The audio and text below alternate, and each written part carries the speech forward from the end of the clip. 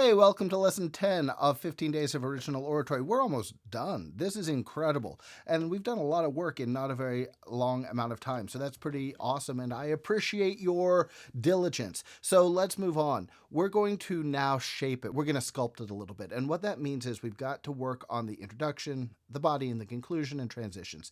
So on the introduction, here's what needs to happen. You're starting with a story. But at the end of the story, I need you to tell us what this speech is about. So essentially, it's going to look something like this. And you know, when I think about that experience, I realize that it's been a long time since I've jumped on a bed. And I wonder why. Is it that it's not fun? Is it that I worry the bed will break?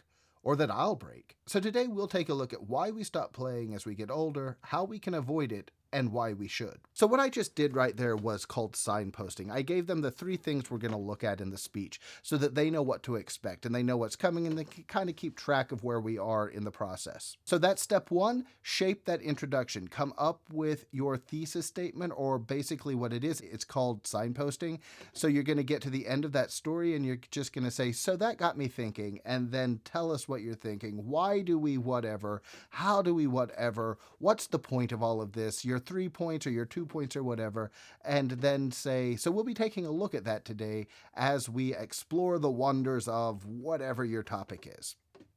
1, 2, 3, go.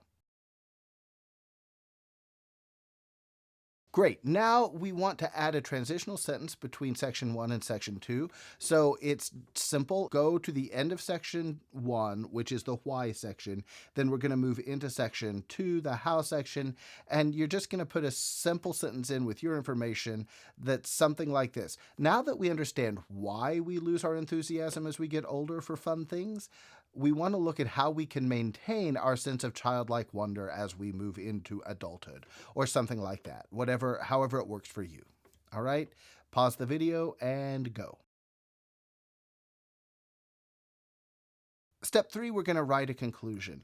The conclusion should start with something like, so what have we learned? And then sort of summarize what you've talked about in the speech. It can also be a return to that story, like you could finish the story. Maybe you don't finish the story in the introduction, you finish the story at the end of the speech. That's a way to go. But for right now, just start with the word, so what have we learned? And then summarize your speech. We've learned that as we get older and we get busier and more involved in activities or in our lives, we don't have time to jump on the bed or whatever it is, right? Just a short summary of what you learned, and then end it with a call to action. A call to action is what you want the audience to do or to think about or to reflect on as they leave your speech. So that's pretty simple. Remember, don't make it harder than it is. So as we leave each other today, I hope that you'll spend some time thinking about how you can have a little bit more fun today or whatever. Challenge them to do something that will illustrate the point of your speech. And there you have it.